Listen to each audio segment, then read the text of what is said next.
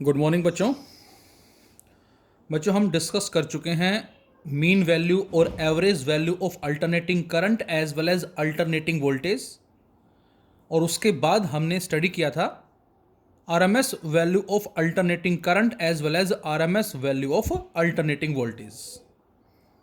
और उसके बाद अब हमारा जो नेक्स्ट टॉपिक आता है बेटा, वो आता है फेजर डायग्राम्स।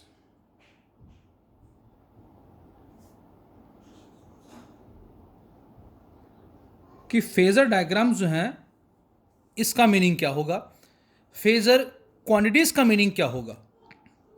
तो आई थिंक आपको याद होगा हमने क्लास 11th में स्टडी किया था अबाउट फिजिकल क्वांटिटीज।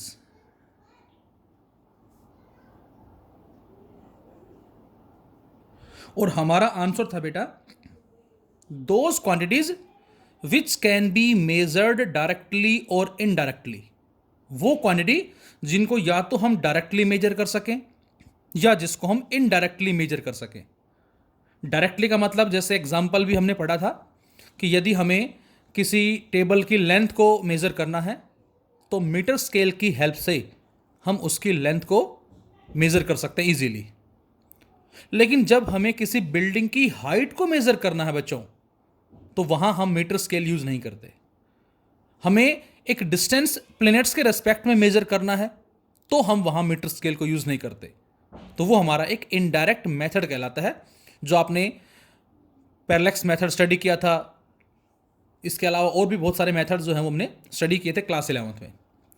तो फिलहाल those quantities which can be measured directly और इनडायरेक्टली, उनको बच्चों हमने फिजिकल क्वांटिटीज का नाम दिया था बेटा 11th में।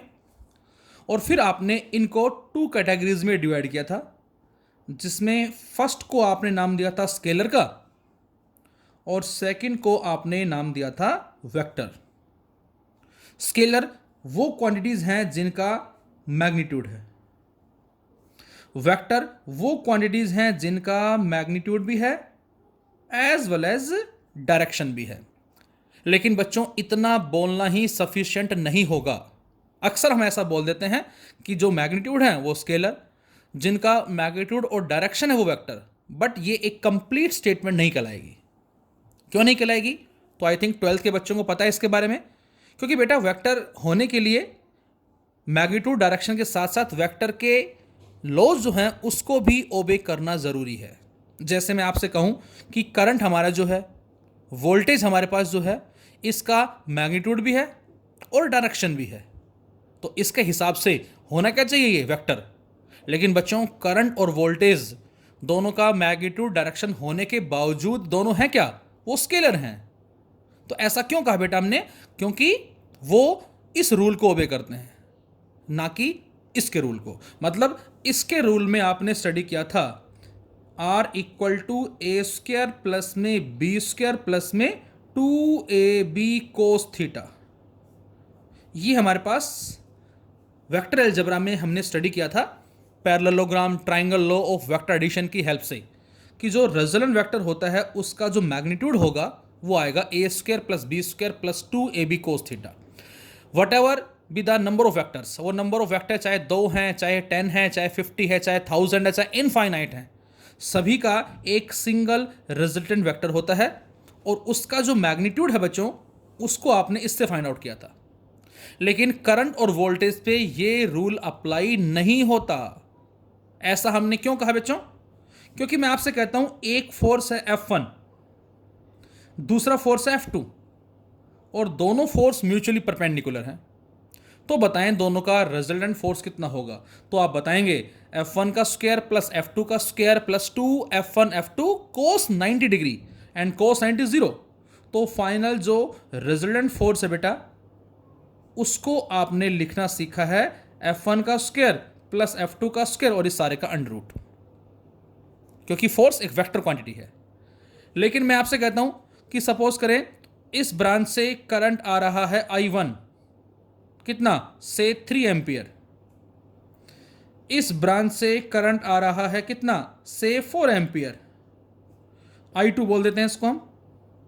तो बताएं इस ब्रांच में कितना करंट जाएगा, और ये दोनों म्यूचुअली परपेंडिकुलर हैं।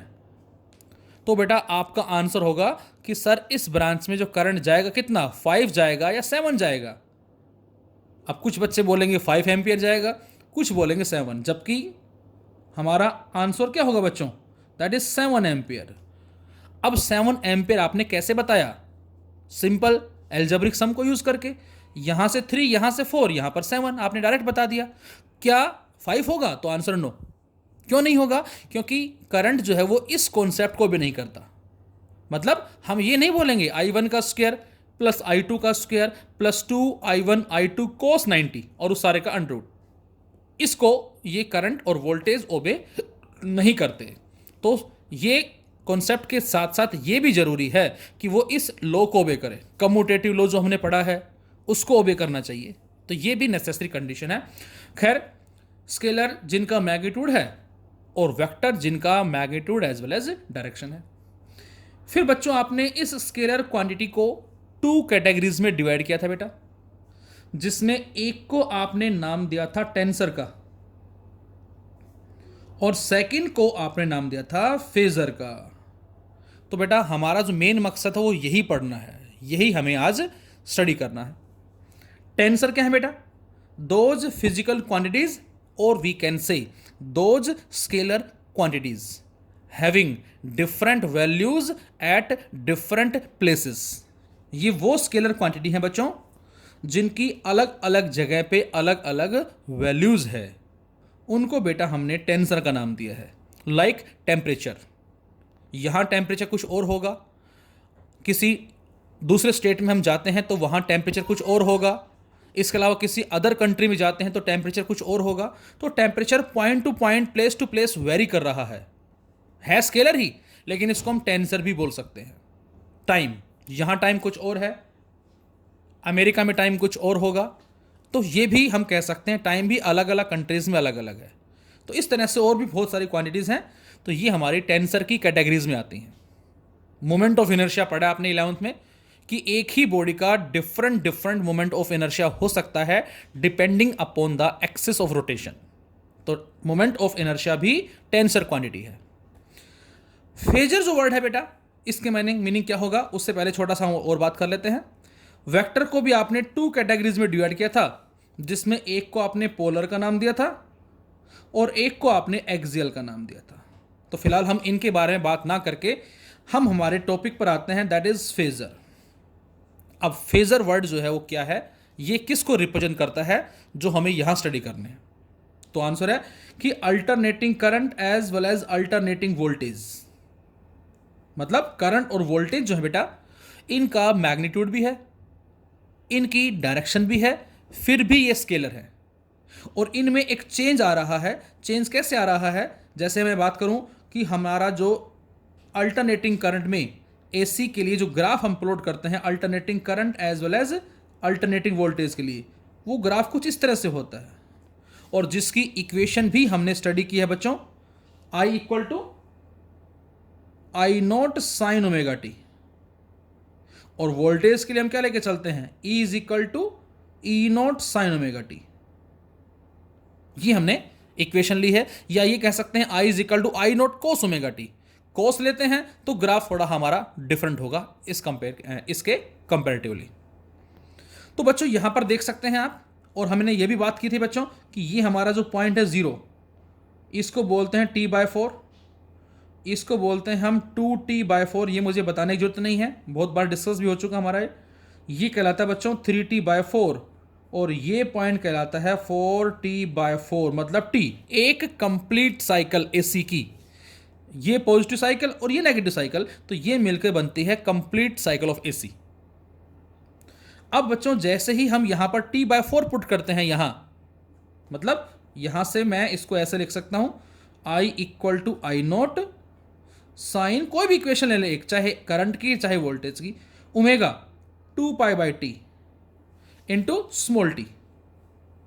अब जैसे ही हम स्मॉल टी को 0 रखते हैं, यदि मैं आपसे कहूं कि स्मॉल टी की वैल्यूज को पुट करें बारी बारी और ये बताएं कि करंट या वोल्टेज जो कितने आएंगे, तो हमने रखा 0, T/4, 2T/4, 3T/4 as well as 4T/4। उसके बाद 5t/4, 6t/4, 7t/4, 8t/4 2 cycle complete हो गई हैं। ऐसे 50 साइकिल्स कंप्लीट होती हैं, तो उसी को ही हमने फ्रीक्वेंसी का नाम दिया है, जो हमारी होती है 50 हर्ट्ज। तो जो करंट आ रहा है वो इस तरह से 50 साइकिल्स आती है 1 सेकेंड में। अब जैसे ही आपने इस t की वैल्यू को 0 रखा यहां, ये सारा 0 बन जाएगा। जैसे ही आपने यहां पर t/4 पुट कर दिया बच्चों, ये बन जाएगा 90 डिग्री। तो t/4 का मतलब होता है π/2 या 90 डिग्री। 2t/4 पुट करेंगे बच्चों, 2t/4, तो यहां बचेगा π/2 प्लस π/2 फिर प्लस π/2, 3π/2 आ जाएगा, और 4π/2 दैट इज 2π आ जाएगा। और जब इसको हम प्लॉट करते हैं ग्राफ पे बेटा, तो हमें ये मिलते हैं।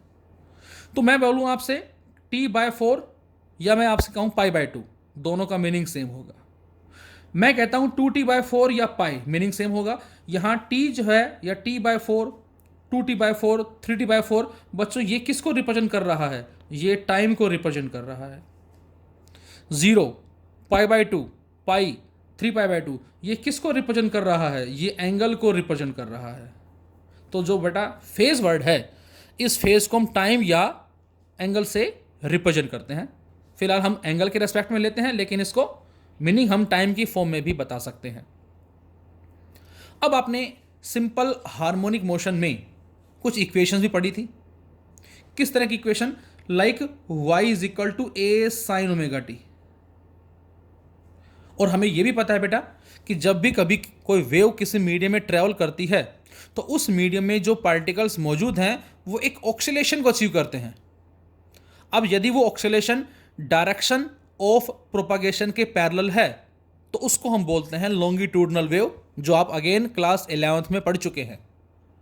और यदि उस मीडियम में जो पार्टिकल ऑक्सीलेट कर रहे हैं वो एग्जैक्टली डायरेक्शन ऑफ प्रोपागेशन के एग्जैक्ट परपेंडिकुलर ऑक्सीलेट कर रहे हैं इस तरह से, तो उसको बोलते हैं क्या? That is transverse wave. तो एक लॉन्गिट्यूडनल वेव है और एक ट्रांसवर्स वेव है। सिमिलरिटी यही है कि उस मीडियम में जो पार्टिकल्स मॉलिक्यूल्स हैं वो ऑक्सीलेट करते हैं। डिफरेंस ये है कि एक में ऑक्सीलेशन डायरेक्शन ऑफ प्रोपागेशन के पैरेलल होता है, जबकि दूसरे में डायरेक्शन ऑफ प्रोपागेशन के एग्जैक्ट परपेंडिकुलर होता है। तो ये हमारे पास था। अब यदि हम बात करें कि किसी मीडियम में वेव ट्रैवल कर रही है, एक एग्जांपल ले लेते हैं इसी में ही, और उस मीडियम में पार्टिकल एक यहाँ है, एक यहाँ है, एक यहाँ, इस तरह सपोज, और इसका सपोज हमने एक वेव कर्व जो है कुछ इस तरह से प्लॉट किया इन दिस वे। तो बेटा ये 0 बोलेंगे हम, इसको नाम देते हैं ओ पॉइंट का, इसको ए पॉइंट बोल दें, इसको बी बोल देते हैं, इसको सी बोल देते हैं, इसको डी बोल देते हैं। अब ये यहाँ वाइब्रेट कर रहा है इस तरह से, ये यहाँ वाइब्रेट कर रहा है, ये यहाँ वाइब्रेट कर रहा है सपोज। अब मैं आपसे कहता हूँ क्या कि इस ओ और इस ए के बीच में बताएं कितना फेज डिफरेंस होगा, मतलब कौन किससे आगे है, कौन किससे पीछे है। तो आंसर होगा ए जो है वो इस ओ से पीछे है। मतलब इसको हम ऐसे समझ सकते हैं, A B C, A B से 2 मीटर आगे है, बी सी से 3 मीटर आगे है। तो इसको हम ऐसे भी कह सकते हैं ए सी से 5 मीटर आगे होगा। आगे होना लीड करना, पीछे होना लैग्स बिहाइंड। तो ये 2 वर्ड भी हम यहां पर यूज करेंगे। जब कभी आगे होगा बेटा तो बोलेंगे लीड करना, और पीछे होगा तो बोलेंगे लैग्स बिहाइंड। ए लीड कर रहा है बी को बाय 2 मीटर, बी लीड कर रहा है सी को बाय 3 मीटर, ए लीड कर रहा है सी को बाय 5 मीटर, और we can say B lags behind A by 2 metre, C lags behind B by 3 metre, C lags behind A by 5 metre. इस तरह से हम बोल सकते हैं। तो बच्चों इस ओ में और इस ए में कितना फेज डिफरेंस होगा? तो आंसर है इस ओ में और इस ए में जो फेज डिफरेंस हो π/2 का होगा। ओ में बी में डिफरेंस कितना होगा? पाई का डिफरेंस होगा। बी में सी में कितना होगा? π/2 का होगा। ए में सी में कितना होगा? π/2 ये और π/2 ये पाई का होगा। तो इस तरह से आपने इक्वेशंस भी लिखी थी। लाइक मैं लिखता हूं y1 = a sin ωt, मैं लिखता हूं y2 = a sin ωt minus π/2। ये मैंने इक्वेशन लिख दी सपोज ओ वाले के लिए, और ये मैंने लिख दी सपोज ए वाले के लिए। तो यहाँ जो माइनस π/2 आया, इसका मतलब जो ए वाला है वो इस ओ वाले से π/2 टू के फेज से लैग्स बिहाइंड है। या हम क्या कर सकते हैं, यहां से -π/2 हटा के इस ओ वाली इक्वेशन में +π/2 कर दें। बी के लिए इक्वेशन क्या बनेंगे बच्चों, ओ के रेस्पेक्ट में। तो यदि आपको बी के लिए लिखनी है बेटा ओ के रेस्पेक्ट में, तो y3 बोल देते हैं इसको हम, a sin ωt -π लिखेंगे इसको हम। बी जो है वो इस ओ से पाई के फेज से लैग्स बिहाइंड है, या ओ बी से पाई के फेज से लीड कर रहा है।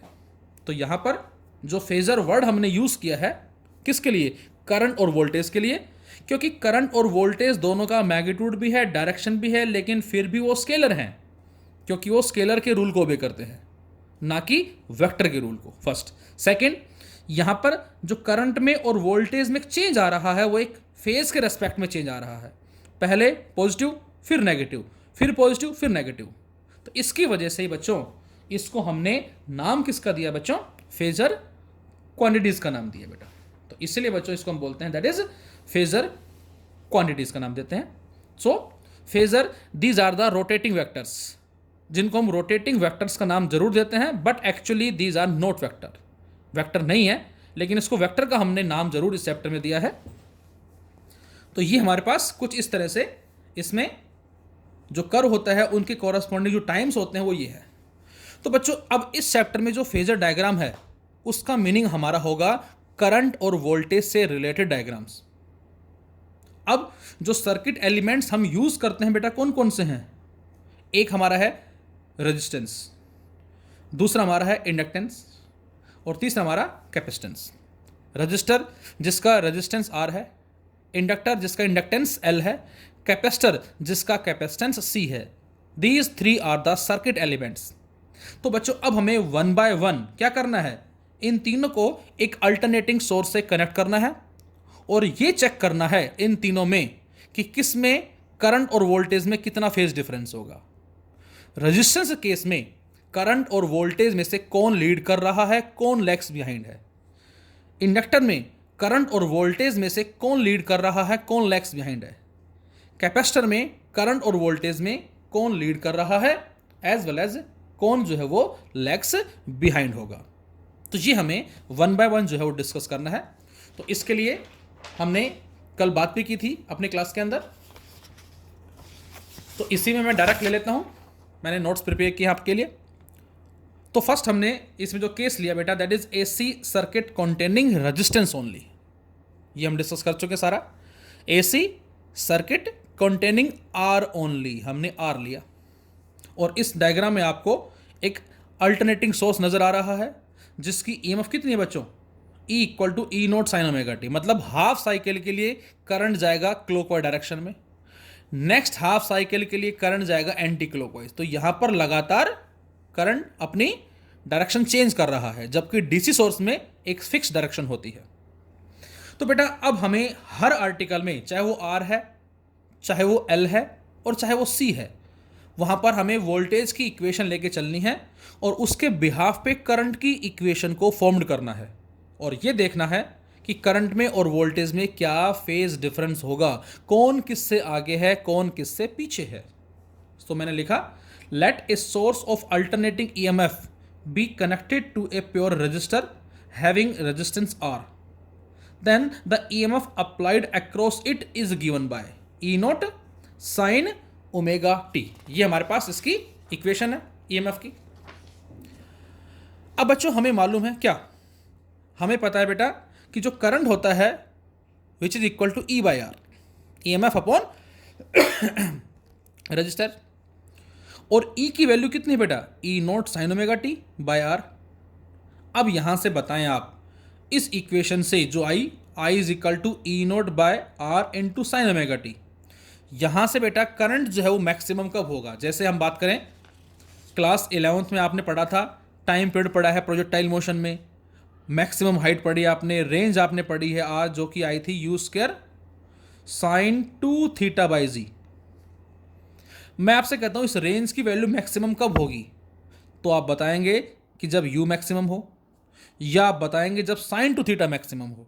और इसी रीजन से आपने लिखा था आर जो है मैक्सिमम कब होगा, जब साइन टू थीटा मैक्सिमम होगा, और इसीलिए आपने बच्चों टू थीटा को मैक्सिमम पुट कर दिया था, जो कि कितना होता है बेटा 1, और 1 कब होता है ये, दैट इज 90 डिग्री पे 1 होता है। फिर कंपेयर करके सोल्व करके आपने थीटा की वैल्यू 45 डिग्री कैलकुलेट की थी। सेम बच्चों उसी तरह से यहां पर हमारी जो वैल्यू आई की कितना, E note by R into sine omega T. यहां से बेटा करंट की मैक्सिमम वैल्यू कितनी हो सकती है इस अल्टरनेटिंग वाले चैप्टर के अंदर, तो आंसर है कि अल्टरनेटिंग करंट कुछ इस तरह से है, ये मैक्सिमम वैल्यू है दिस वन, जिसको हम क्या बोलते हैं आई नोट बोलते हैं।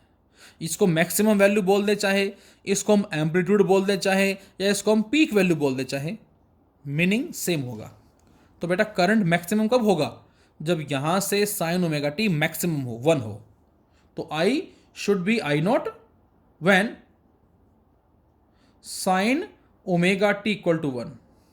तो बच्चों इस आई की वैल्यू को आई नोट रखें और साइन ओमेगा टी को 1 रखें, तो यहां से बेटा आई नोट मिलता है हमें ई नोट बाय आर, यही मैंने इसमें लिखा है, आई नोट की वैल्यू आ जाएगी E note by R, this is the maximum value of current. अब यदि इस आई नोट की वैल्यू जो ई नोट बाय आर है इसको रख दे वापस हम इसी इक्वेशन में, तो यहां से अब हमें जो इक्वेशन मिलती है बेटा वो आ जाएगी I is equal to I nought sine omega T. ये आ गई हमारी इक्वेशन नंबर 2। और इक्वेशन नंबर जो हमारी फर्स्ट थी बच्चों वो क्या थी, ये हमारी इक्वेशन नंबर फर्स्ट थी। अब फर्स्ट इक्वेशन है E nought sine omega t और करंट की इक्वेशन है I nought sine omega T. यदि बच्चों इस करंट की इक्वेशन में, इस इक्वेशन में ये आता, फिलहाल इसमें आया क्या, इसमें आया बेटा I is equal to I nought sine omega T आया है।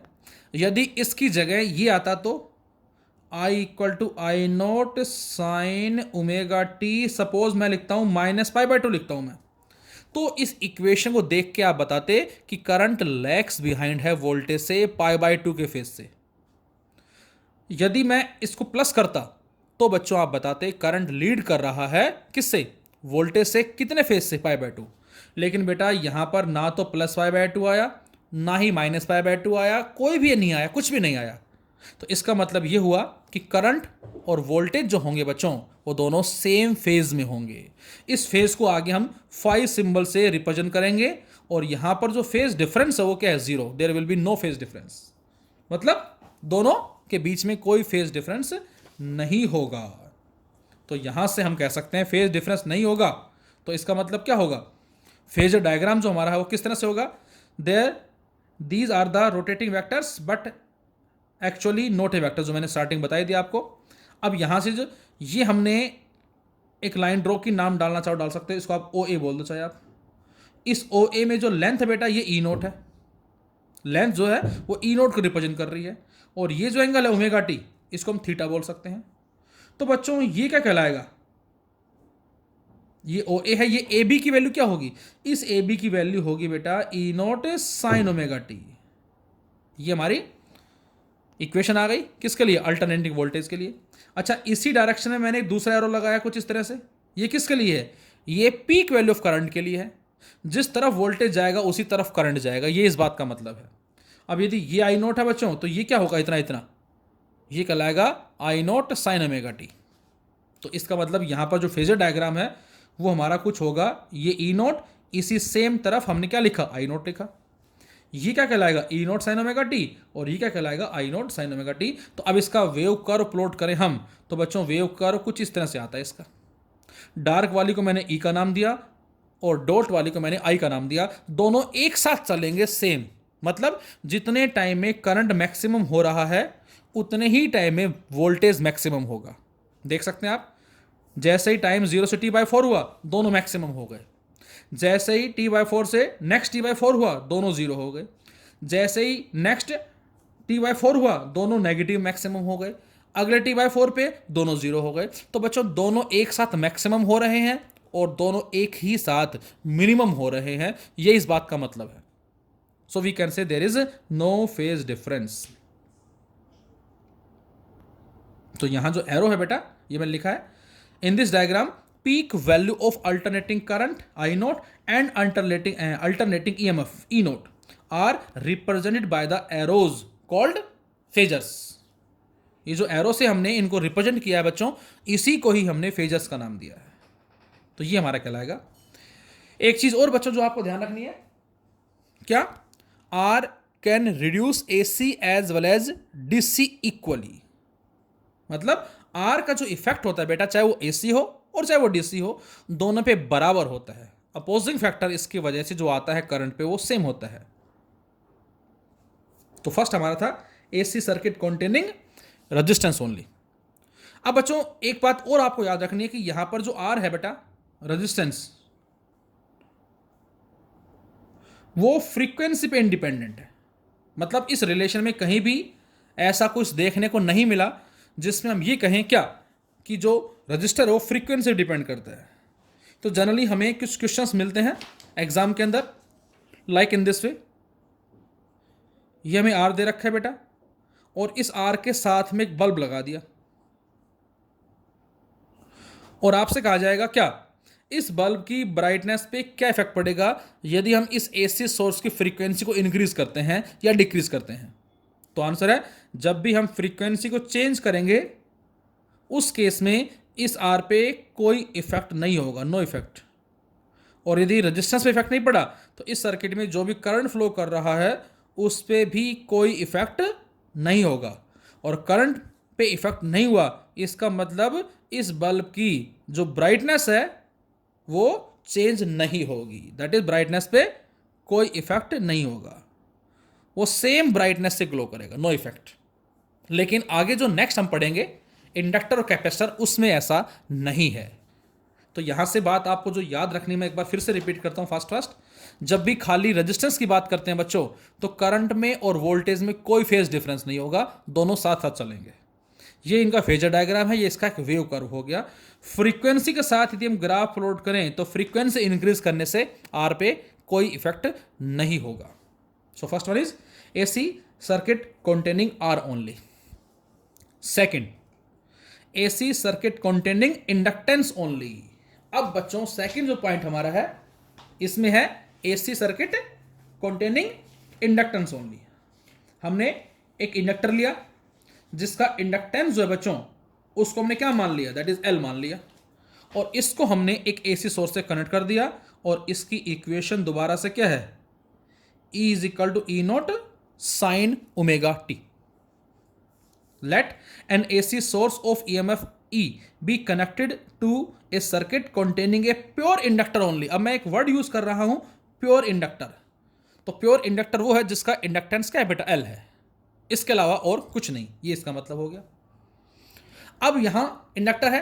अब बेटा हमने सेल्फ इंडक्शन में बच्चों पढ़ा है, क्या पढ़ा है कि जब भी हम किसी भी कॉइल के कॉरस्पॉन्डिंग करंट को फ्लो करवाते हैं तो उसके अंदर क्या होगा, फ्लक्स लिंक होगा, फ्लक्स चेंज होगा, और उसकी वजह से यहां पर क्या होगा बेटा, एक EMF प्रोड्यूस होगी जिसको हमने बैक EMF का नाम दिया था। और वो EMF इस करंट को बढ़ने से भी रोकेगी और करंट को घटने से भी रोकेगी। That is self induction is the property of any coil by virtue of which it oppose any change in the strength of current by inducing an EMF in it itself। ये current को बढ़ने से भी रोकेगी, that is growth of current, और घटने से भी रोकेगी, डीके ऑफ करंट। उस प्रॉपर्टी को हमने सेल्फ इंडक्शन का नाम दिया था। अब फिलहाल हमने जो EMF अप्लाई कर रखी है E, वो कितनी है बेटा, वो है E0 साइन ओमेगा टी, और इस E की इक्वेशन क्या होती है, माइनस में L इंटू DI/dt। अब यहां पर करंट फ्लो कब करेगा, जब अप्लाइड EMF की वैल्यू इंड्यूस्ड EMF से क्या होगी, ज्यादा होगी, क्योंकि इसको अपोज कर रही है। तो इसका मतलब यहां करंट का फ्लो मेंटेन तभी रह सकता है बच्चों जब अप्लाइड EMF की वैल्यू जो है बेटा क्या होगी, इस इंड्यूस्ड EMF से क्या होगी, ज्यादा होगी। तो यहां से हम लिख सकते हैं, और ये DI/dt क्या है, this DI/dt is the rate of change of current through this inductor, then induced EMF is E is equal to minus L DI/dt। और बेटा माइनस का मीनिंग क्या है यहां बताएं, negative sign indicates that induced EMF oppose the change in current, induced EMF oppose the change in current. Students, usually an inductor having some resistance, ये मैंने बताया था आपको कल ऑनलाइन क्लास के अंदर, inductor having some resistance in their windings, but we shall assume that resistance of this inductor is negligible. ये थोड़ी सी बात आपको याद रखनी है कि जो हमारा इंडक्टर होता है बेटा उसका अपना कुछ एक रेजिस्टेंस भी होता है, but we assume that resistance of this inductor is negligible. तो यहां पर जो इस कॉइल का जो अपना एक ओमिक रेजिस्टेंस होता है, मैंने कल बताया था आपको, उसको फिलहाल हम यहां क्या लेके चल रहे हैं, नेग्लिजिबल. तो ये थोड़ा सा बात आपको याद रखनी है कि इसके दो तरह के रेजिस्टेंस हैं जो हम डिस्कस करेंगे, एक हमारा ओमिक और एक दूसरा हमारा जो है वो अभी बात करेंगे क्या होगा. तो फिलहाल इसका जो रजिस्टर है बेटा वो हम आर उसको नेग्लिजिबल लेके चल रहे हैं. अब यदि हमें इसमें करंट के फ्लो को मेंटेन करना है तो अप्लाइड वोल्टेज की वैल्यू इससे ज्यादा होनी चाहिए, लेकिन एटलीस्ट कितनी हो, एटलीस्ट इसके बराबर, कम से कम क्या हो, इसके बराबर हो. तो इसीलिए हम लिखते हैं क्या, this E equal to equal and opposite of applied EMF. और ई की इक्वेशन ये है हमारे पास, minus L D I by D T. तो बेटा यहां से इक्वेशन जो है वो आ जाएगी E equal to L D I by d t. यही हमने इसमें लिखी हुई है, यही हमने इस पेज में लिखी हुई है. सेकंड पेज हमारा जो है ये रहा, इसमें लिखी हुई बेटा हमने, नजर आ रही है आपको, L D I by D T. अब आप ये सोचें इस इक्वेशन का क्या करें, इस इक्वेशन का क्या करें जिससे हमें करंट मिल जाए. देखो पहले केस में तो कुछ करने की जरूरत ही नहीं पड़ी, क्यों, क्योंकि डायरेक्ट वोल्टेज था उससे करंट मिल गया. इस बार डी आई है, डी आई से आई कैसे आएगा बच्चों, हमें इसको इंटीग्रेट करना पड़ेगा. ये बात भी थोड़ा आपको याद रखनी है. तो बेटा यहां से D I equal to E by L into D T, और बच्चों ई की वैल्यू हमने पुट कर दी E nought sine omega T D T, और इसको इंटीग्रेट कर दिया. डी आई का I E nought by L as it is है बेटा, और साइन ओमेगा टी का minus cos omega T upon omega, ये आ जाएगा इसका इंटीग्रेशन, ये आ जाएगा इसका इंटीग्रेशन. अब बच्चों हमें करंट की इक्वेशन को वोल्टेज की इक्वेशन से कंपेयर करना है, लेकिन करंट में तो ई नोट साइन ओमेगा टी है, और सॉरी वोल्टेज में, और करंट में minus E note by omega L cos omega T है. तो हम इस कोस ओमेगा टी को साइन की फॉर्म में लिखना है. फर्स्ट हम इस कोस ओमेगा टी को साइन ओमेगा टी की फॉर्म में लिखना चाह रहे हैं. तो हमने पढ़ा हुआ है बेटा मैथमेटिक्स के अंदर क्या, कि कोस थीटा जो है साइन 90 माइनस थीटा होता है, मतलब कोस ओमेगा टी बेटा साइन 90 या पाई बाय 2 माइनस ओमेगा टी होता है. और यदि हम यहां से माइनस साइन लेके कॉमन सोल्व करें तो इसको लिख सकते हैं minus sign omega T minus pi by 2, मतलब इंटरचेंज कर दिया और माइनस कॉमन ले लिया. तो हम इस कोस ओमेगा टी को ये भी लिख सकते हैं, ये भी लिख सकते हैं. अब यहां कौन सा लिखें, तो आंसर है यहां हम नीचे वाला लिखेंगे. क्यों लिखेंगे, क्योंकि ये जो माइनस साइन आया ये इस बाहर वाले माइनस से कट जाएगा.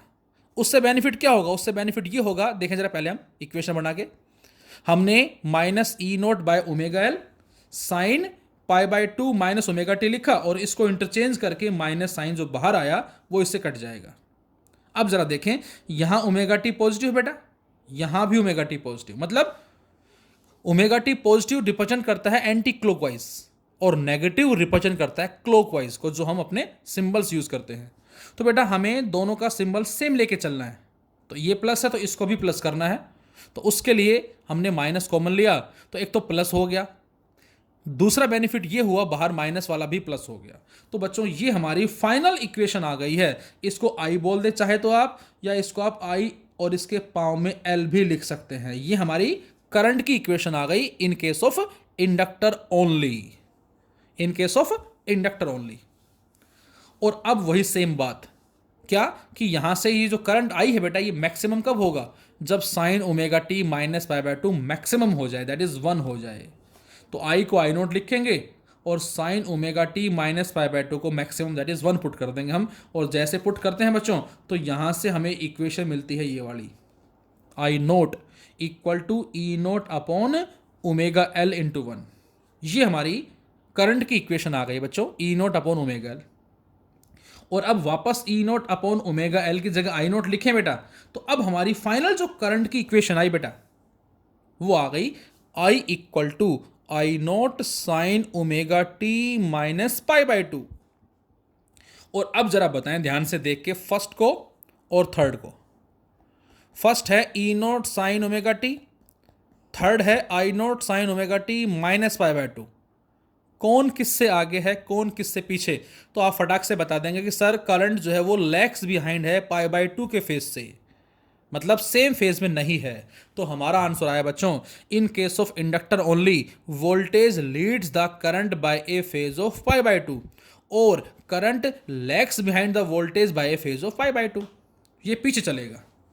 अब यदि हमें फेजर डायग्राम के बारे में बात करनी है तो आंसर है, यदि इस लाइन को मैं कहता हूं क्या, ई नोट्स, और ये जो एरो हमने लगाया ये हमारे पास फेजर आ जाएगा।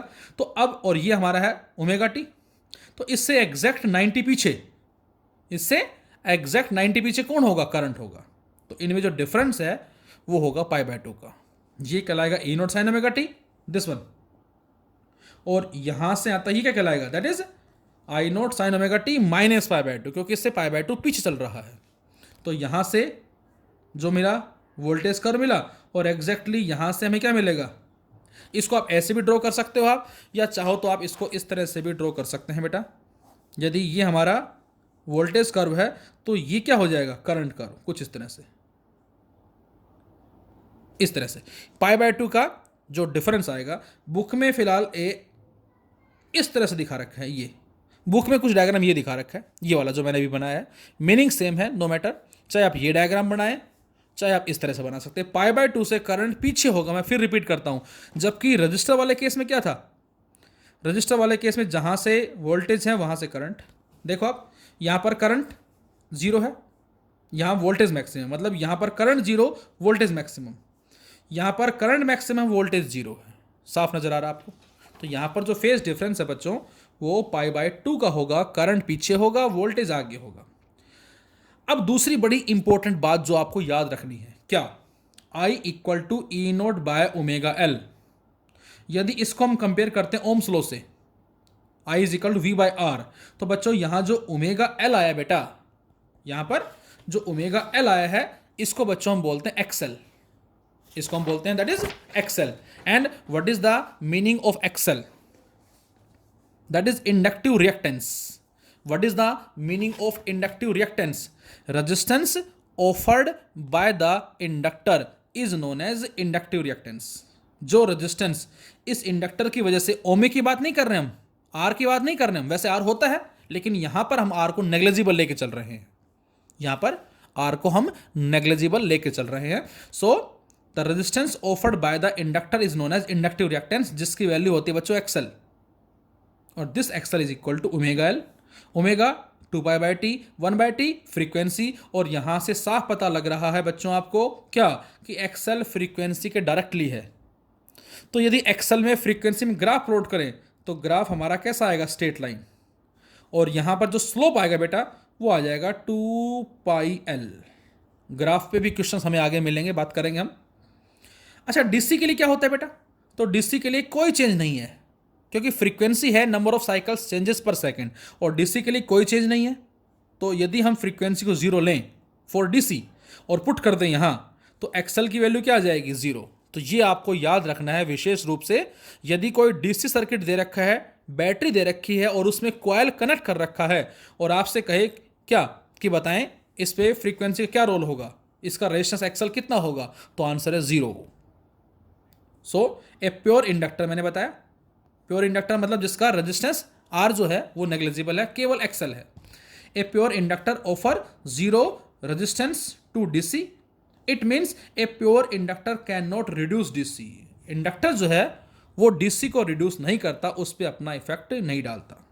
और इस एक्सएल की वैल्यू जो ओमेगा एल है बेटा, ओमेगा की यूनिट क्या होती है, 2 pi by T 1 by T frequency, second लिख सकते हैं। एल की यूनिट क्या है, हेनरी, और हेनरी की यूनिट होती है जो हमने पढ़ा है E is equal to minus L d by D t से वोल्ट पर एम्पियर, और अपन सेकेंड को जब सोल्व करते हैं बच्चों तो सेकेंड से सेकेंड हमारा जो कैंसिल आउट होकर वोल्ट पर एम्पियर आ जाएगा, और वोल्ट पर एम्पियर किसकी यूनिट है बेटा, ओम, रेजिस्टेंस की यूनिट है।